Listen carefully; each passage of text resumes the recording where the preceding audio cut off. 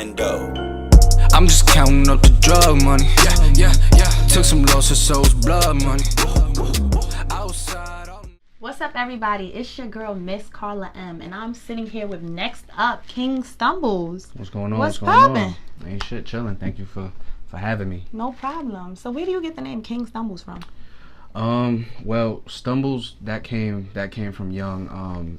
It's a quick story. Like my old man, I played every sport, but I played football a lot when I was little, and it was just one day I was with a bunch of my friends, and I fell, and he like said it kiddingly, like he just called me that, and then next thing you know, it stuck.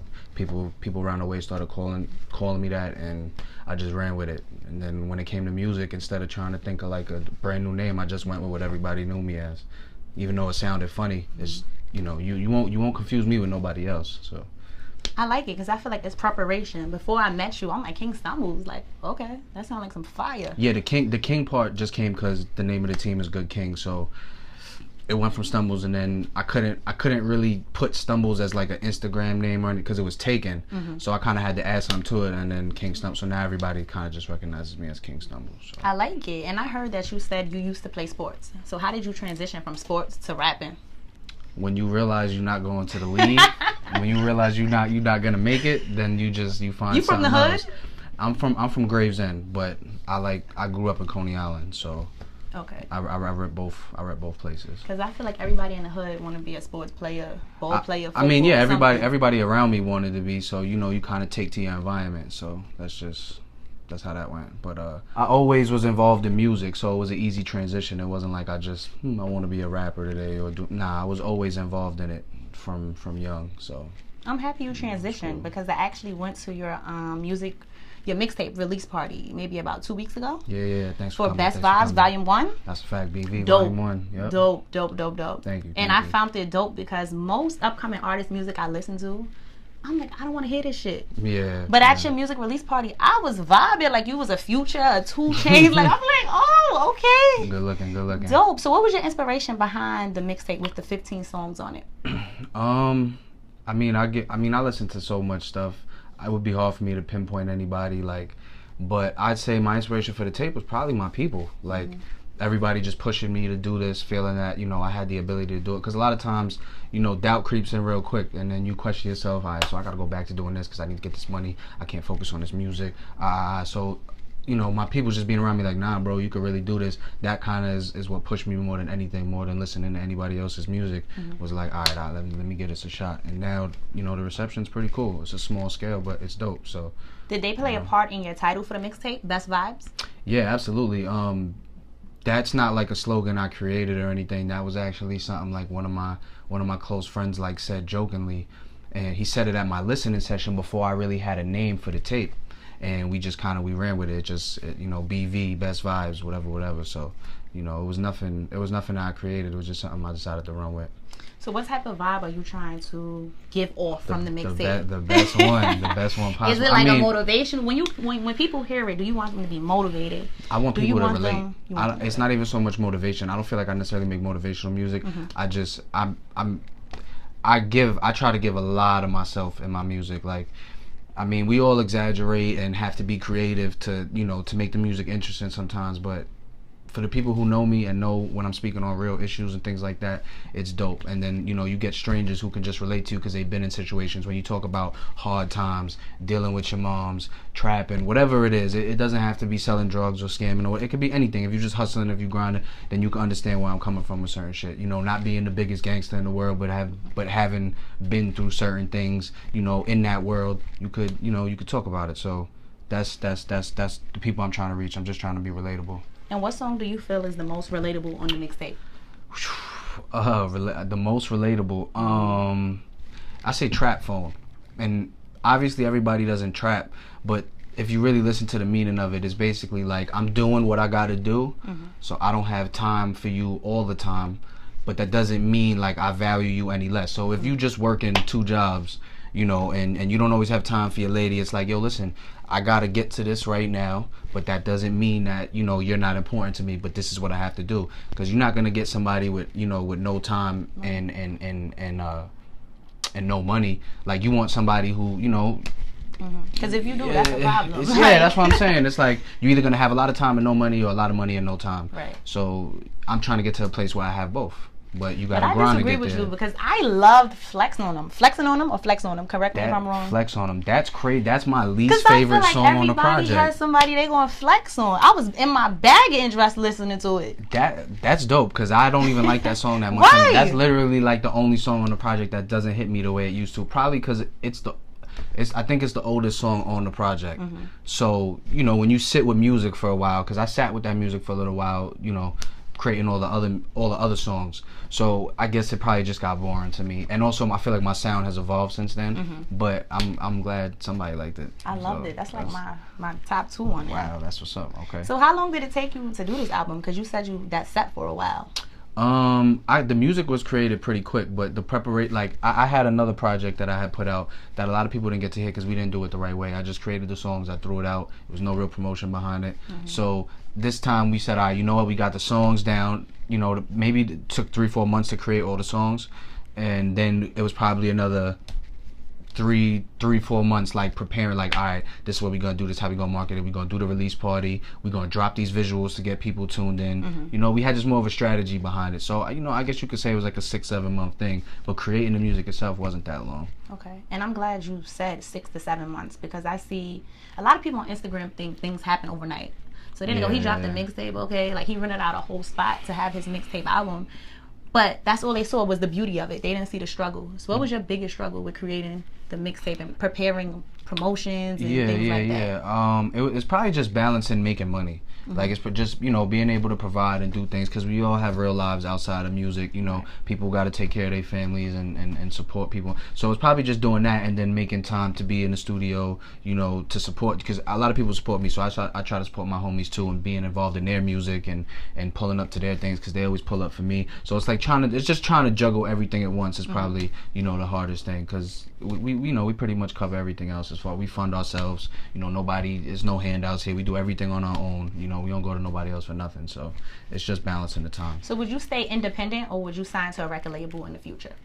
You know, that's kind of like a go with the flow thing. I'm not against a label, but if I had like a huge following on my own, why sign? Yeah, I might do something with distribution or something like that, you know, to have that machine behind you. But as far as like signing to a label, it's like if it makes sense, it makes sense. If it doesn't, it doesn't. So that's how I see it. So what makes Best Vibes Volume 1 better than any other mixtape that dropped from any other upcoming artist? I feel like nobody could walk in both worlds as well as I do, as far as being able to be melodic, and then also being able to just really rap and like have bars and not just be trendy or try to be catchy. And I feel like I just do both very well. You know, I'm not a crazy singer or anything like that, but you know, I know how to create that sound while still giving you a lot of content and a lot of meaning. And I think people are starting to catch that now. So how do you feel about rap artists who rap and sing on tracks? I got no problem with it, because I do it. So how, you know, what could I say? So you can bust a note right now. Let me hear. Nah. We're not gonna go that. We're not gonna go that far. We're not gonna go that far. It's like it's a studio thing. I mean, I put it to you like this: if you're able to rap and sing well, then I have no issue with it. If you know, if you got to flood it with auto tune and like it sounds corny, then you probably shouldn't be doing it. But the way music is going, it's like you can't just rap anymore. If you do, you stuck. And I don't know how long you could last that way unless you already established. So how do you feel about Dave East? Because he straight raps on tracks. Do you feel he has a future 5 years from now, 6 years from now in the music industry? I hope so. I mean, I don't get it. Like he's successful right now, so hopefully he keeps going with that.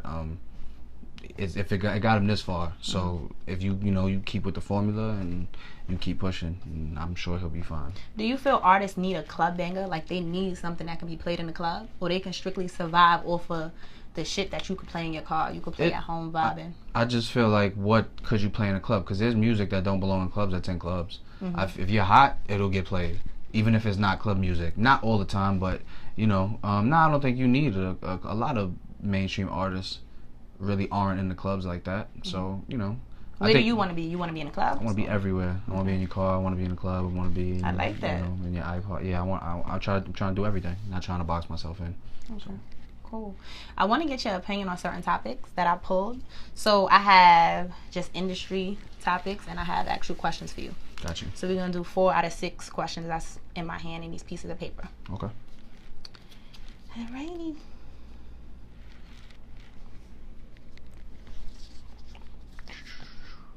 Nicki versus Remy. Yes. Remy.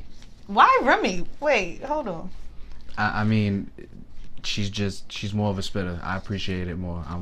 I'm rap first. So, and then again, it comes down to being relatable. Now, I'm not saying I can relate to Remy. Like, I didn't do 6 years of jail and none of that shit. But it's like, yo, she kind of proves she about what she talk about. So I there's a level of respect that comes with that for me. Plus, I used to watch her on Fight Club, years ago when she was getting shit popping for a minute and then got set back like that, came home and is doing something for herself. So yeah, and I just always liked that as a spitter. So. I definitely respect the hustle because a lot of artists can't survive going to jail and coming out and still coming out with bangers and being successful. Not. After 6 years, man, that's a long time to still come home and get some type of reception. Do you feel if she never went to jail, would she be where Nicki is at today? I couldn't say. I mean, it's two different images. It's like a Meek versus Drake type of image. It's hard to compare. She could have had the streets on lock, I tell you that much. And I guess now being on TV and things, the other side is starting to fuck with her too. She's doing well, mainly off of being on TV. So Love and Hip Hop. Yeah, so she could have. Who knows? Yeah, who knows? Sky's the limit for her. Yeah. Okay. Next one. You gonna pick the smallest one? It should be. It's like 2. Oh, I thought it was 2 here. Jay-Z 444 album. How do you feel about that album that dropped about a week and a half ago? It's Hov, man. It's Hov. He's the GOAT.